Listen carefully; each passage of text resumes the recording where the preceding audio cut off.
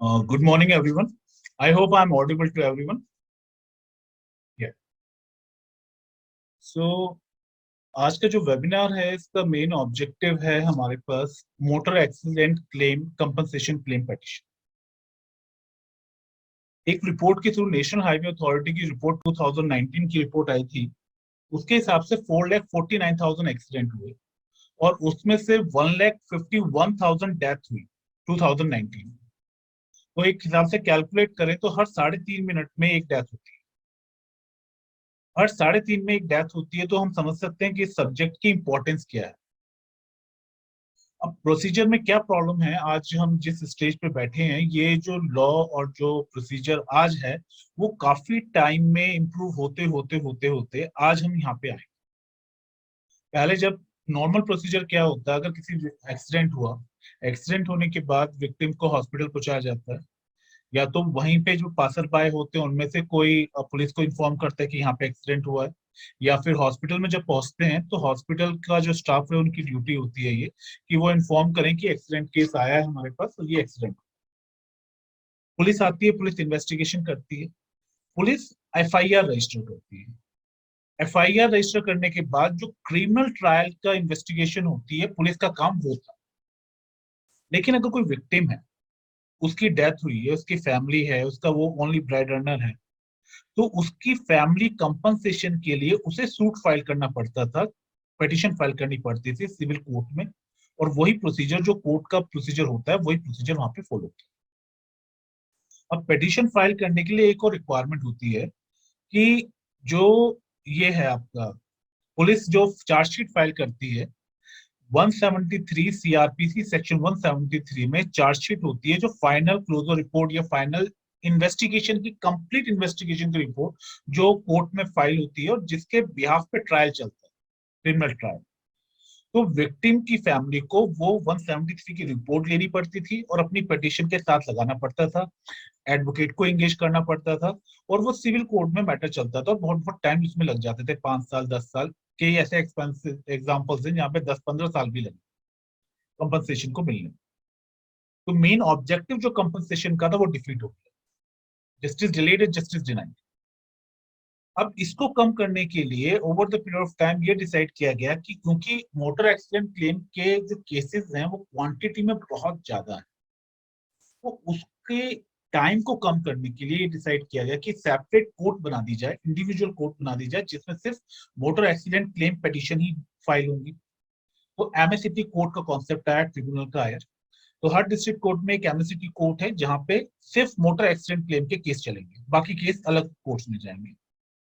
इसके बावजूद भी जो नंबर ऑफ केसेस है वो कम नहीं हुआ और डिले होता गया। अब दिल्ली में ये जो प्रोसीजर, आज हम जिस प्रोसीजर की बात कर रहे हैं, ये 2009-2010 से इंप्रूवमेंट होते होते आज हम स्टेज पर आए। जस्टिस जे आर मिधा का बहुत बड़ा कंट्रीब्यूशन है आज जो लॉ में सेंट्रल गवर्नमेंट को रिकमेंडेशन दिल्ली हाई कोर्ट ने करी और वो इम्प्लीमेंट हुआ। दिल्ली में ये प्रोसीजर ऑलरेडी कुछ टाइम से चल रहा है, इंप्लीमेंट हुआ हुआ, लेकिन ऑल ओवर इंडिया 1 अप्रैल 2022 से अब हम जिस प्रोसीजर को डिस्कस करेंगे, जिसमें टारगेट ये है कि विद इन 1 ईयर किसी भी तरह का कोई डिस्प्यूट है, कुछ भी है, विद इन 1 ईयर ये चीज कंप्लीट होके विक्टिम को कंपनसेशन मिल जाए। तो वो 1 अप्रैल से 2022 से ऑल ओवर इंडिया एप्लीकेबल है। मैं आप लोगों के साथ स्क्रीन शेयर करता हूँ, पीपीटी की हेल्प से हम इस चीज को आगे समझेंगे।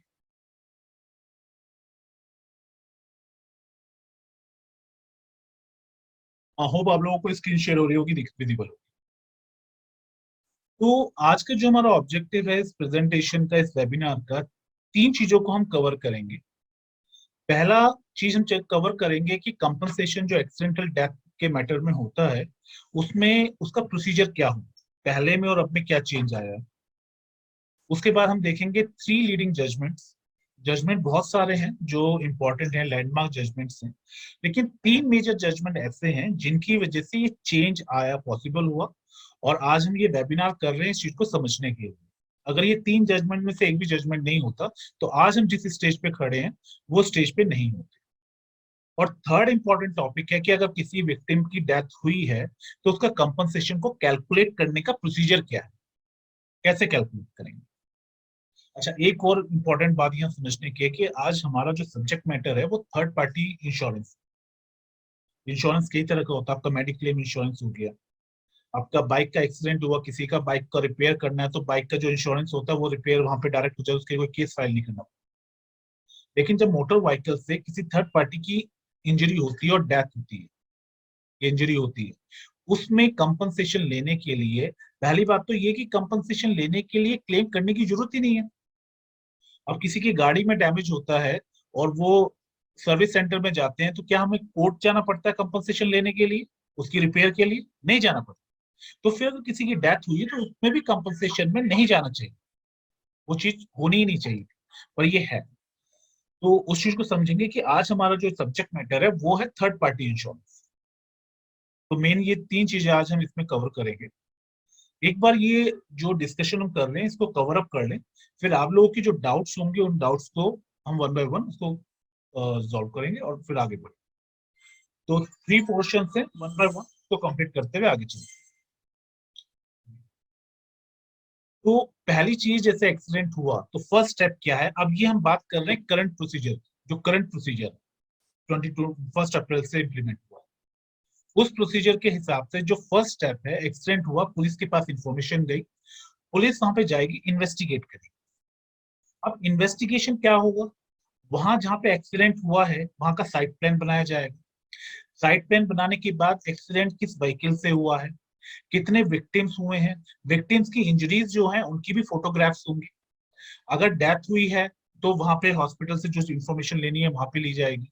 कितने विक्टिम्स हैं, ऑनर और ड्राइवर सेम है, अलग अलग है, कम जो गाड़ी है वो रजिस्टर्ड है, मतलब वो उसका नंबर मिल गया है जिस गाड़ी से एक्सीडेंट हुआ है नहीं हुआ, ये सारी इंफॉर्मेशन वो प्रिपेयर करेंगे। और फर्स्ट 48 आवर्स में, एक्सीडेंट होने के फर्स्ट 48 आवर्स में ये सारी इंफॉर्मेशन कंपाइल करके एक फॉर्म में वो सबमिट करेंगे क्लेम ट्रिब्यूनल में और इंश्योरेंस कंपनी। अब यहाँ पे एक और बात इंपॉर्टेंट है, इस लॉ में ये कहा गया है कि जितनी भी insurance companies all over India, जितनी भी इंश्योरेंस कंपनीज हैं, वो अपने हर area wise nodal officer appoint करें। नोडल ऑफिसर का मतलब ये है कि किसी भी पुलिस स्टेशन में कोई कंप्लेन आती है किसी एक्सीडेंट की, तो पुलिस स्टेशन की, पुलिस की ये ड्यूटी है कि वो उस एरिया के नोडल ऑफिसर को इंटीमेट करेंगे कि यहाँ पे ये एक्सीडेंट हुआ। पहले क्या होता था, कोई ऐसा पर्टिकुलर पर्सन नहीं होता था, और उसकी वजह से दोनों तरफ चीजें होती थी। एक तो जो राइटफुल विक्टिम है उसको कंपनसेशन मिलने में डिले होता था। क्यों? क्योंकि इंश्योरेंस कंपनी को टाइमली बताया ही नहीं गया, इन्फॉर्म ही नहीं किया गया, उसका ये क्लेम होता था ये बहुत बाद में बताया है और सारी चीजें वहां से हम रिकवर नहीं कर सकते। दूसरा, फेक इंश्योरेंस क्लेम खत्म होंगे। पहले क्या होता था, कुछ जगहों पे, कुछ गांव ऐसे भी थे कि जहाँ पे एक्सीडेंट, कोई डेथ कैसे भी हुई है, कंपनसेशन लेने के लिए उनको रोड पे डाल के और ये दिखा दी कि एक्सीडेंट हुआ है, वो कंपनसेशन। ऑलराइट। तो क्लेम ट्रिब्यूनल को इन्फॉर्म करने नोडल ऑफिसर को इन्फॉर्म किया जाएगा। नोडल ऑफिसर से जब इन्फॉर्म किया जाएगा तो वो सारी चीजें अपना, नोडल ऑफिसर, दो स्टेप हुए, पहला नोडल ऑफिसर अपॉइंट करना है, दूसरा एक्सीडेंट के 10 डेज के अंदर इंश्योरेंस कंपनी को एक डेजिग्नेटेड ऑफिसर अपॉइंट करना होगा जो उस पर्टिकुलर मैटर के लिए वो रिस्पॉन्सिबल होंगे। यानी कि पुलिस ने इन्फॉर्म किया नोडल ऑफिसर को एक्सीडेंट हुआ है, आपको जो इंक्वायरी करनी है, इन्वेस्टिगेशन करनी है, आप अपनी दीजिए। इंश्योरेंस कंपनी एक पर्टिकुलर डेडिकेटेड पर्सन को अपॉइंट करेगी इस पर्टिकुलर मैटर के लिए। अब उस मैटर से रिलेटेड कोई भी रिक्वायरमेंट जो इंश्योरेंस कंपनी की है वो उससे डेजिग्नेटेड ऑफिसर से पूछा जाएगा कि भाई आप ये डॉक्यूमेंट प्रोवाइड करोगे, या आपको कोई इन्वेस्टिगेशन करनी है उसकी क्या रिपोर्ट है, वो सब चीजें वो डेजिग्नेटेड ऑफिसर करेंगे। तो पहला स्टेप हुआ इन्वेस्टिगेशन, दूसरा स्टेप हुआ 48 आवर्स में intimation of accident report submit होगी, और विद इन 10 डेज, एक्सीडेंट के विद इन 10 डेज, जैसे एफआईआर होती है, फर्स्ट इंफॉर्मेशन रिपोर्ट, ऐसे एफएआर होगी, फर्स्ट एक्सीडेंट रिपोर्ट, ये सबमिट की जाएगी आपका ट्रिब्यूनल में। ये एफआईआर में क्या क्या चीजें होंगी ये फॉर्म 1 में डिसाइड। एक सबसे अच्छा काम इसमें क्या हुआ कि सारे स्टेजेस के लिए किससे क्या इंफॉर्मेशन कलेक्ट करनी है उसके लिए फॉर्म बनेगी। फॉर्म 1 में पुलिस को ट्रेनिंग दी गई है कि आपको कैसे इंफॉर्मेशन कलेक्ट की जाएगी, वो आपको फॉर्म 1 दिया गया है, उसमें आपको फर्स्ट एक्सीडेंट रिपोर्ट सबमिट करनी है। ये एफआईआर की जो कॉपी होगी, एक तो इंश्योरेंस कंपनी के नोडल ऑफिसर को दी जाएगी, ये एक्सीडेंट हुआ है, कहाँ हुआ है, कौन कौन विक्टिम है, कौन से हॉस्पिटल में एडमिट है, ये सारी इंफॉर्मेशन फॉर्म में मेंशन है कि आपको भरनी है पुलिस वालों को। अभी ये कंप्लीट करने के बाद आपको फॉर्म को भी ओवरव्यू करेंगे कि फॉर्म कैसे है, तो वो वहां पे दी जाएगी इंफॉर्मेशन, विक्टिम को दी जाएगी, ये एफआईआर की रिपोर्ट जो है विक्टिम को दी जाएगी, और इसके साथ साथ दो चीजें और दी जाएगी। एक दिया जाएगा फ्लो चार्ट। जो आज हम ये वेबिनार कर रहे हैं, इसमें एक फ्लो चार्ट हम आपको दिखाएंगे, वो फ्लो चार्ट विक्टिम को भी दिया जाएगा। उस फ्लो चार्ट में पूरा प्रोसीजर मेंशन है कि स्टार्टिंग से लेके कंपनसेशन लेने का ट्रिब्यूनल का क्या प्रोसीजर होगा, किस स्टेप पे आपके क्या राइट होंगे, वो सारी चीजें वहां पे मेंशन होंगी, वो चीजें उन्हें मिलेगी। साथ में एक फॉर्म 6 और 6A दिया जाएगा। अगर विक्टिम में कोई माइनर भी है तो फॉर्म 6A भी दिया जाएगा। विक्टिम को ये जो फॉर्म प्रोवाइड करेगी पुलिस, इस फॉर्म में विक्टिम को अपनी डिटेल्स देनी है, जिससे बाद में कंपनसेशन जो क्लेम होगा वो ये जो डिटेल्स विक्टिम से चाहिए कि कितने, जो डिफेंडेड था, जो विक्टिम था, डिसीज था, उसकी एज कितनी है, उसकी सैलरी कितनी है, उस पर डिपेंडेंट कितने हैं, वो सारी डिटेल्स उसमें आएगी विक्टिम की। साथ में ये FIR state legal service authority को दी जाएगी, जो नॉन लॉ बैकग्राउंड से हैं उनके लिए, कि free legal justice, free legal aid का राइट है। आर्टिकल 14 कॉन्स्टिट्यूशन देता है equality of justice. Equality of justice कैसे होगा? अगर एक अमीर आदमी है, उसके पास एक अच्छे एडवोकेट करने का राइट है, वो कोर्ट में जाएगा, अच्छे एडवोकेट करेंगे, और उनका जो पक्ष है, उनका जो राइट है, उसको बेटर तरीके से डिफेंड किया जा सकता है कोर्ट के सामने।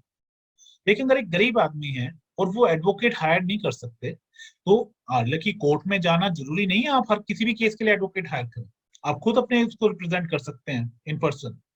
लेकिन अगर एक एडवोकेट होगा, वो बेटर तरीके से जानते हैं कि आपको कैसे प्रेजेंट करना है, आपके राइट्स को लॉ में कैसे प्रोटेक्ट करना है। और विक्टिम अगर गरीब है और वो एडवोकेट नहीं हायर कर सकता, तो इक्वालिटी ऑफ जस्टिस का जो कॉन्सेप्ट है वो रहा ही नहीं, इक्वालिटी ऑफ जस्टिस रहेगी नहीं। तो इसी के लिए स्टेट, डिस्ट्रिक्ट और नेशनल लेवल पे लीगल सर्विस अथॉरिटी है। नेशनल लेवल पे नेशनल लीगल सर्विस अथॉरिटी, फिर स्टेट लेवल पे स्टेट लीगल सर्विस अथॉरिटी, और डिस्ट्रिक्ट लेवल पे डीएलएस से डिस्ट्रिक्ट लीगल सर्विस अथॉरिटी है, जहाँ पे फ्री लीगल एड का कॉन्सेप्ट है कि कोई भी विक्टिम है और उसको अगर किसी तरह की लीगल एड चाहिए तो वहां पे वो अप्रोच करेगा। उसके कुछ पैरामीटर्स हैं कि किन किन को लीगल एड मिल सकती है, कोई गरीब है, कुछ इस तरीके से हैं, क्रिमिनल मैटर्स में किसी को मिल सकती है, तो वो वहां से फ्री लीगल एड ले सकते हैं। तो यहाँ पे एक रिक्वायरमेंट की गई है कि ये जो एफआईआर की रिपोर्ट होगी, ये स्टेट लीगल सर्विस अथॉरिटी में भी सबमिट, ये बात होगी। अच्छा, उसके बाद सेम चीज पे ये डायरेक्शन है कि पुलिस की जो वेबसाइट है वहां पे भी अपलोड होगा ये एफआईआर जो फॉर्म 1 में है। नेक्स्ट स्टेप क्या होगा? हाँ, जहां विक्टिम को दिया गया है वहीं पे फॉर्म 1 दिया गया है विक्टिम को, सिमिलरली फॉर्म दिया जाएगा, फॉर्म 3 ड्राइवर को दिया जाएगा और फॉर्म 4 ओनर को दिया जाएगा। ये जिम्मेदारी आयोग की है। आयोग यानी कि इन्वेस्टिगेशन ऑफिसर, पुलिस का जो इन्वेस्टिगेशन ऑफिसर इस मैटर को डील कर रहा है, इस एक्सीडेंट को, उसकी रिस्पॉन्सिबिलिटी ये है कि वो विक्टिम को फॉर्म दे, फॉर्म 1, और आयोग इसको ड्राइवर को फॉर्म दे, ओनर को फॉर्म दे। तो उनसे जो इंफॉर्मेशन चाहिए वो सारी उस फॉर्म में इंफॉर्मेशन है। ड्राइवर के फॉर्म में इंफॉर्मेशन होगी कि उसका नाम, उसका एड्रेस, उसका लाइसेंस, उसके पास अथॉरिटी थी, लाइसेंस था, क्या गाड़ी की परमिट थी, कोई और चीज की इंफॉर्मेशन जो रिक्वायर्ड है ड्राइवर से, वो सारी चीज वहां पे होंगी।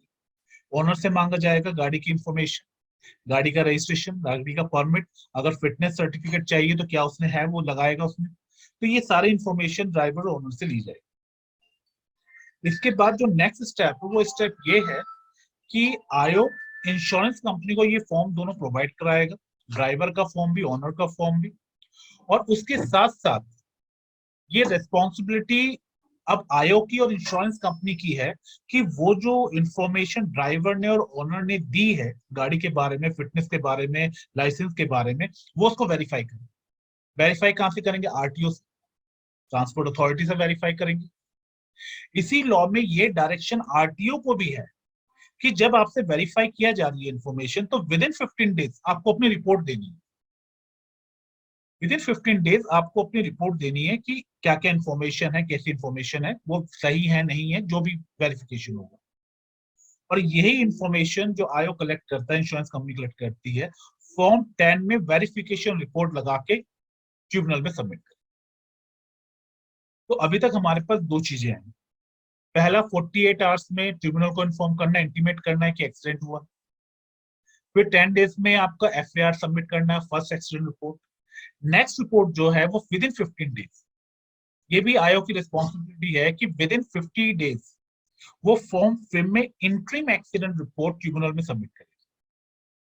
उसमें ये जो वेरिफिकेशन रिपोर्ट है और जो सारी इन्वेस्टिगेशन अभी तक की हुई है वो सारी उसमें कंपाइल करके ट्रिब्यूनल को दिया जाएगा और ट्रिब्यूनल उसको रिव्यू करेगी। और खाली ये ट्रिब्यूनल को नहीं देना, ये विक्टिम को भी देना है। ये जो रिपोर्ट इंट्रीम एक्सीडेंट रिपोर्ट है 15 डेज की, विक्टिम को भी ये रिपोर्ट दी जाएगी, इंश्योरेंस कंपनी को भी ये रिपोर्ट दी जाएगी, स्टेट लीगल सर्विस अथॉरिटी को भी ये रिपोर्ट दी जाएगी। तो कहीं हर स्टेज पर मैटर को इतना सिंप्लीफाइड कर दिया, हर स्टेज पर हर कोई ट्रांसपेरेंसी है। यानी कि विक्टिम को नहीं भागना कोई इंफॉर्मेशन रिपोर्ट लेने के लिए। इंश्योरेंस कंपनी बाद में ये नहीं कह सकती जी हमें ये रिपोर्ट नहीं मिली है, हमें इसमें इन्वेस्टिगेशन करनी है या ये गलत हुआ है। तो सब चीजें टाइमली सबको प्रोवाइड कर दी गई। विद इन 60 डेज जो फॉर्म विक्टिम को दिया गया था, विद इन 10 डेज आयो ने, इन्वेस्टिगेशन ऑफिसर ने विक्टिम को विद इन 60 डेज वो फॉर्म फिल करके आयो को रिटर्न कर। ये नेक्स्ट स्टेप हमारा 7th पॉइंट। उसमें विक्टिम क्या इंफॉर्मेशन देगा? विक्टिम की जो फैमिली होगी, अगर डिसीज्ड है, डेथ हो गई है, तो वो उसमें इंफॉर्मेशन देगी कि जो डिसीज्ड हुआ है उसकी एज कितनी, उस डिसीज की इनकम कितनी थी। अगर कोई इनकम प्रूफ है तो वो सैलरी था, परमानेंट एम्प्लॉयड था, सेल्फ एम्प्लॉयड था, वो इंफॉर्मेशन दी जाएगी। विक्टिम पे डिपेंडेंट कितने थे, विक्टिम मैरिड था, अनमैरिड था, मैरिड था, उसकी वाइफ थे, बच्चे कितने थे, पेरेंट्स थे, भाई बहन है जो उस पर डिपेंडेंट है, वो सारी इंफॉर्मेशन विक्टिम से रिलेटेड वहां पे दी जाएगी, जो विक्टिम प्रोवाइड करेगा आयोग को, इन्वेस्टिगेशन ऑफिसर। और जो बहुत इंपॉर्टेंट स्टेज और लास्ट स्टेज इसकी, जो कोर्ट में जहां मेन ट्रायल स्टार्ट होता है, वो है विद इन 90 डेज। एक टाइम फ्रेम दे दिया गया 3 महीने का, आयोग को सबमिट करनी है डिटेल एक्सीडेंट रिपोर्ट, डाल DAR। इस डिटेल एक्सीडेंट रिपोर्ट में विक्टिम की इंफॉर्मेशन भी है, इंश्योरेंस कंपनी की इन्वेस्टिगेशन भी है, जो ड्राइवर ओनर की इन्वेस्टिगेशन है वो भी है। इसके साथ साथ यहाँ पे एक चीज मैंडेटरी कर दी है कि पुलिस जो अपना, दो चीजें पैरेलल चल रही है, एक चल रहा है कंपनसेशन की प्रोसीडिंग और एक चल रही है क्रिमिनल प्रोसीडिंग। क्रिमिनल प्रोसीडिंग में जो उसने FIR करी है पुलिस ने, और हम जानते हैं कि FIR करते हैं तो सेक्शन 173 CRPC में चार्जशीट फाइल करनी होती है कोर्ट में। चार्जशीट ये फाइनल रिपोर्ट होती है पुलिस की इन्वेस्टिगेशन।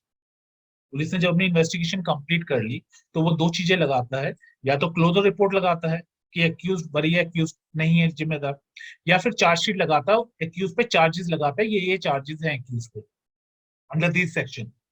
तो वो जो चार्जशीट की कॉपी है आयोग, वो DAR में डिटेल एक्सीडेंट रिपोर्ट के साथ लगा के सबमिट करेगा ट्रिब्यूनल। नेक्स्ट देखते हैं एक बार। ये जो डिटेल एक्सीडेंट रिपोर्ट है, जो पहले प्रोसीजर था कि विक्टिम या विक्टिम की फैमिली, डिसीज की फैमिली क्लेम पेटिशन डालती थी, तो ये DAR ही क्लेम पेटिशन ट्रिब्यूनल में। इसमें साइट प्लान होगा, फॉर्म उसके लिए भी फॉर्म दे रखा है, फॉर्म 6 में साइट प्लान है कि कहाँ पे एक्सीडेंट हुआ, कैसे हुआ, कितने व्हीकल इन्वॉल्व थे, कितने लोग इन्वॉल्व थे, कितने विक्टिम थे, वो सारी डिटेल्स में होंगी। जो व्हीकल है उसका मैकेनिकल इंस्पेक्शन रिपोर्ट सबमिट करेगा। वेरिफिकेशन रिपोर्ट जो हमने RTO से ली थी, आईओ ने और इंश्योरेंस कंपनी ने, वो सबमिट होगी। और 173 में जो चार्जशीट फाइल हुई है वो सबमिट होगी। और ये DAR की रिपोर्ट भी किसको मिलेगी? विक्टिम को मिलेगी, इंश्योरेंस कंपनी को मिलेगी, ऑनर ड्राइवर को मिलेगी, स्टेट लीगल सर्विस अथॉरिटी को मिलेगी। तो जितने भी स्टेक होल्डर हैं सबको ये DAR की रिपोर्ट सबमिट होगी, प्रोवाइड की जाएगी कि वो इसमें अपनी वेरिफिकेशन, अपना जो काम करना है वो काम। अच्छा, इसमें जो हमने बात की क्लेम पेटिशन फाइल होती है, तो जो पेटिशन फाइल होनी थी वो petition is equivalent to DAR is equivalent to petition PO। कुछ और चीजें हैं इसमें जो डिस्कस कर सकते हैं, और ये एक प्रोसीजर है। DAR सबमिट होने के बाद, DAR सबमिट हो गई, डिटेल एक्सीडेंट रिपोर्ट सबमिट हो गई, और ये फॉर्म है 9, जितने भी ये चीजें रिपोर्ट सबमिट हो रही है इसका फॉर्म है, उस फॉर्म में सारी डिटेल है कि आयो ने क्या क्या फिल करनी है इन्फॉर्मेशन। तो कुछ भी सोचना नहीं है, ऑलरेडी हमारे पास चीजें हैं कि क्या क्या डिटेल हमें चाहिए।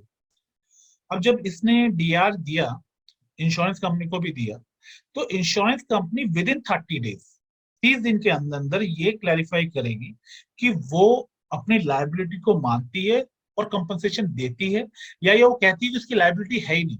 फॉर एग्जाम्पल, इंश्योरेंस कंपनी कहती है कि जो ड्राइवर था, जो इंश्योरेंस था, वो इंश्योरेंस फेल हो गया था, एक्सपायर हो गया था, इंश्योरेंस रिन्यू ही नहीं कराया, तो इसलिए इंश्योरेंस कंपनी की लायबिलिटी नहीं बनती।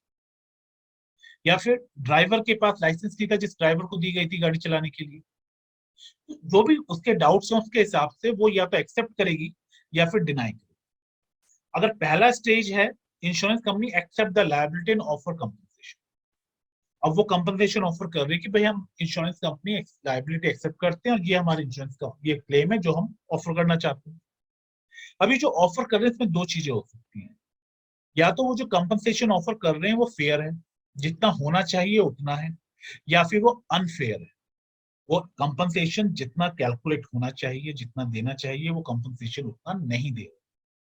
अगर कंपनसेशन फेयर है, रिजनेबल है, तो विक्टिम के डिसीज के फैमिली को एक टाइम दिया जाता है विद इन 30 डेज, या तो वो उस पर ऑब्जेक्शन कर दें या उसको एक्सेप्ट कर दें। इसमें एक चीज और है, जैसे इंश्योरेंस कंपनी अपना कंपनसेशन कैलकुलेट करके दे रही है, इसी तरीके से फॉर्म है जो विक्टिम को भी दिया जाता है, दोनों पार्टीज को दिया जाता है कि वो उनका कंपनसेशन कितना क्लेम करना चाहते हैं, कितना डिमांड करना चाहते हैं, वो भी कैलकुलेट करके उसमें सबमिट कर सकते हैं दोनों पार्टी।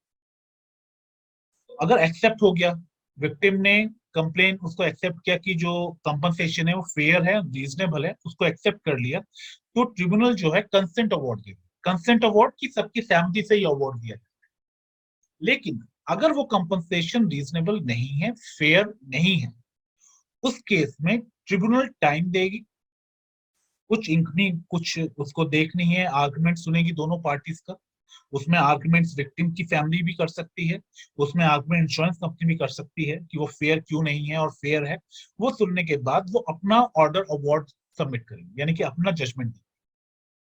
ये चीज, अभी नेक्स्ट स्टेप पे जाने से पहले एक चीज हमें यहाँ समझनी जरूरी है, ये सारा काम जो था पहले एडवोकेट करते, जैसे क्लेम पिटीशन फाइल हुई कोर्ट में, तो विक्टिम के इंटरेस्ट को प्रोटेक्ट करने के लिए एडवोकेट थे वहां पे एंगेज, वो कैलकुलेट करते थे कितना कंपनसेशन मिलना चाहिए, उसके लिए फाइट करते। लेकिन यहाँ पे अब एडवोकेट नहीं, जब एडवोकेट नहीं है तो ये लॉ जो न्यू लॉ आया, ये लॉ एनफोर्स करता है और डायरेक्शन देता है ट्रिब्यूनल को, जजेस को, कि आपका काम सिर्फ सुनना, दोनों की कंपनसेशन करके डिसाइड करना नहीं है, ये आपकी ड्यूटी है चेक करना कि क्या ये कंपनसेशन जो दिया जा रहा है वो फेयर है, रीजनेबल है। और दूसरी तरफ ये भी आपकी ड्यूटी है चेक करना कि जो कंपनसेशन क्लेम किया जा रहा है वो सही है। हो सकता है एक्सीडेंट हुआ ही नहीं है और फेक एक्सीडेंट दिखा के कंपनसेशन क्लेम किया जा रहा है, तो यहाँ पे जो रिस्पॉन्सिबिलिटी जजेस की है वो बढ़ गई, it was not as it was before. तो उनको चेक भी करना है और पूरी ध्यान से चीजों को देखना है कि जो चीजें हो रही है वो फेयर है। और सेकंड स्टेज पे जाते हैं जहां पे कंपनी ने, इंश्योरेंस कंपनी ने मना कर दिया, इंश्योरेंस कंपनी कहती है जी हमारी लायबिलिटी नहीं है कंपनसेशन देने की। उस केस में जब इंश्योरेंस कंपनी एक्सेप्ट नहीं करती लायबिलिटी और परमिशन करती है कि हम केस को कंटेस्ट करेंगे, आगे फाइट करेंगे, उस केस में क्लेम ट्रिब्यूनल उनको टाइम देती है और 12 मंथ्स के अंदर अंदर उनकी आर्गुमेंट, दोनों पार्टीज अपनी अपनी बात रखेंगे, क्रॉस एग्जामिन करेंगे और वहां पे वो चीजें को करके उसको डिसाइड करेंगे। और फिर लेकिन कंडीशन ये कि विद इन 12 मंथ्स के अंदर ये अवार्ड जजमेंट हो जाना चाहिए, कंपनसेशन डिसाइड हो जाना चाहिए दोनों पार्टीज की तरफ से। अब अगर हम एज एन एडवोकेट सोचें और जो एडवोकेट बैकग्राउंड से हैं उनके लिए कि एडवोकेट का रोल कहाँ पे स्टार्ट, जो प्रोफेशनल रोल है एडवोकेट का वो स्टार्ट होता है जहां पे ये दो कॉलम आपको दिखाई दे रहे हैं जिसमें रेड में, जहां पे इंश्योरेंस कंपनी ने केस को कंटेस्ट करने के लिए कहा गया कि उसकी लायबिलिटी नहीं है, वहां प्रोफेशनल रोल एडवोकेट का स्टार्ट होता है और वो उसको फाइट करेंगे केस। दूसरा, जहां पे कंपनसेशन फेयर नहीं है, जहां पे कंपनसेशन फेयर नहीं है वहां पे जजेस भी देखेंगे, उसका एक सेट फॉर्मूला है कंपनसेशन कैलकुलेट करने का, बट उसमें भी बहुत सारी इफ एंड बट्स होते हैं, हो सकते हैं कैलकुलेशन में। उस चीज के लिए वहां पे एडवोकेट यहाँ पे एंगेज हो सकते हैं और वो उसको इंटरेस्ट को प्रोटेक्ट कर सकते हैं। आगे देखते हैं कुछ और चीजें इस बारे में। जैसे कि अगर विक्टिम जिसे डिसीज्ड है उसका कोई माइनर चाइल्ड है, अब उसकी टेक केयर कौन करेगा? इसके लिए फॉर्म 6 से दिया जाता है विक्टिम को और उसकी फैमिली को, जिससे कि माइनर की डिटेल्स उसमें फिल किया जाए। और ये आयोग की रेस्पॉन्सिबिलिटी है कि वो जो फॉर्म 6A है और विक्टिम की इंफॉर्मेशन है और DAR जो डार था विद इन 30 डेज, जो डार सबमिट होने के, वो चाइल्ड वेलफेयर कमेटी को दिया जाएगा, स्टेट लीगल सर्विस अथॉरिटी को दिया जाएगा, इंश्योरेंस कंपनी को तो दिया जाएगा वेरिफिकेशन के लिए, क्योंकि इंश्योरेंस कंपनी को भी वेरीफाई करना होता है कि विक्टिम के कितने फैमिली मेंबर्स और उनके डिपेंडेंट कितने हैं। तो चाइल्ड वेलफेयर कमेटी को देने का पर्पज ये है कि जुनाइल जस्टिस केयर एक्ट के तहत जो विक्टिम है और वो अगर माइनर है तो उसको केयर कैसे किया जाए, उसके इंटरेस्ट को, कहाँ रहेगा बच्चा, क्या करेगा, तो उसके वेलफेयर के लिए उसकी जिम्मेदारी चाइल्ड वेलफेयर कमेटी की होगी, वो टेक केयर करेगी। और उसके इंटरेस्ट के प्रोटेक्शन के लिए कोई एडवोकेट एंगेज करना पड़े तो state legal service authority engage करे, वो एक प्रोविजन यहाँ पर है। अब जैसे क्लेम ट्रिब्यूनल के पास हमारे पास 3 रिपोर्ट गई है। एक initial accident first accident report गई है 10 डेज में, इनिशियल एक्सीडेंट रिपोर्ट IAR गई है विद इन 50 डेज में, और DAR गई है विद इन 90 डेज में ट्रिब्यूनल के पास। वो इन चीजों को वेरीफाई करेगी, इन रिपोर्ट्स को।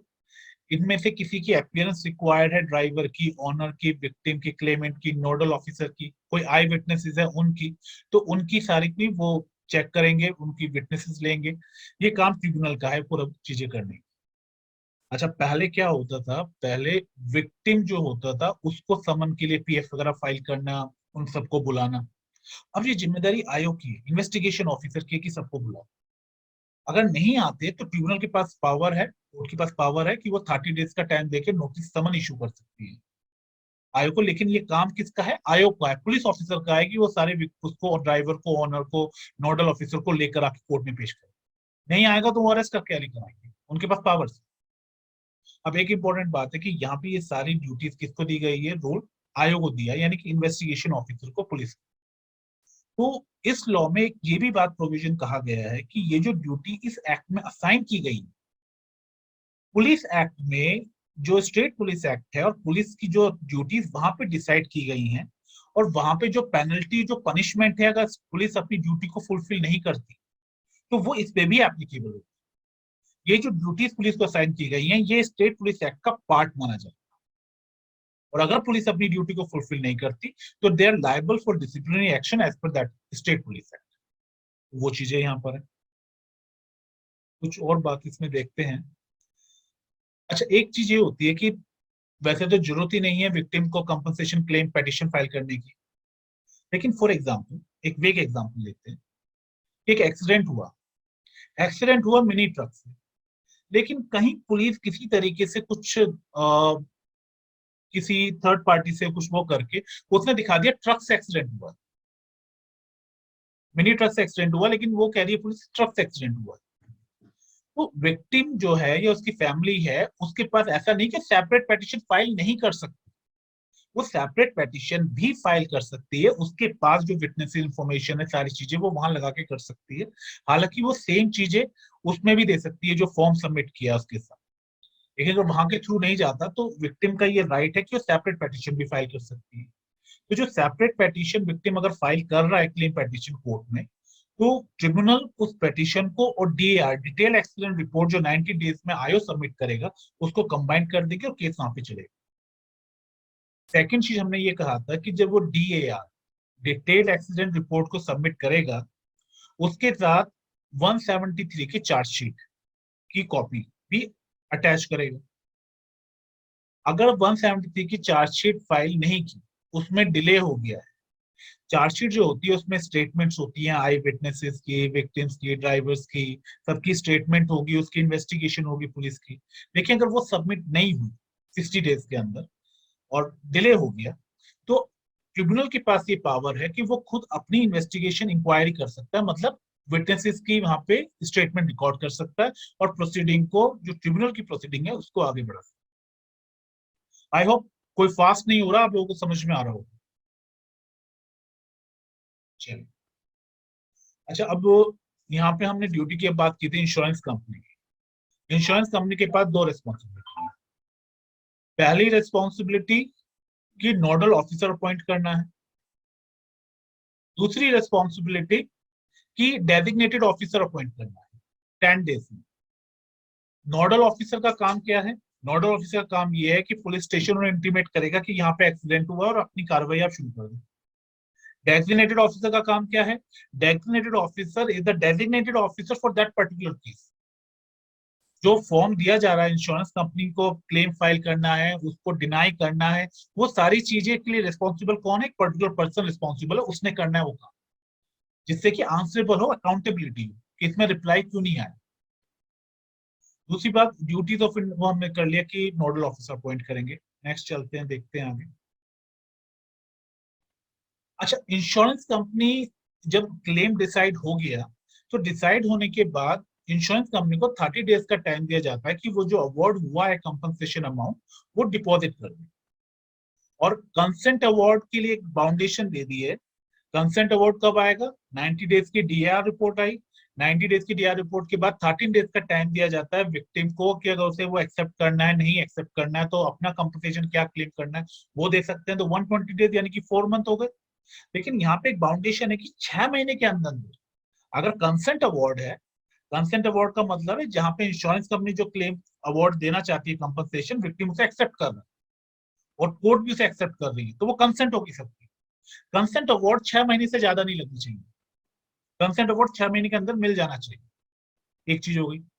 अब थर्ड जो पॉइंट है वो ये कि अगर क्लेमेंट आर नॉट पोजिशन, हाँ, जो हमने बात की 30 डेज की, कि अगर क्लेमेंट इमीडिएटली उसको रिस्पॉन्ड नहीं कर पाता, कि जो इंश्योरेंस कंपनी ने कंपनसेशन दे रही है वो एक्सेप्ट नहीं कर पा रहा विद इन 30 डेज, तो उसको 30 डेज का टाइम है भाई, आप सोच लो, डिस्कस कर लो, अपने किसी एडवोकेट से कंसल्ट कर लो और 30 डेज में रिप्लाई दे दो कि आपको ये एक्सेप्ट करना है या नहीं करना।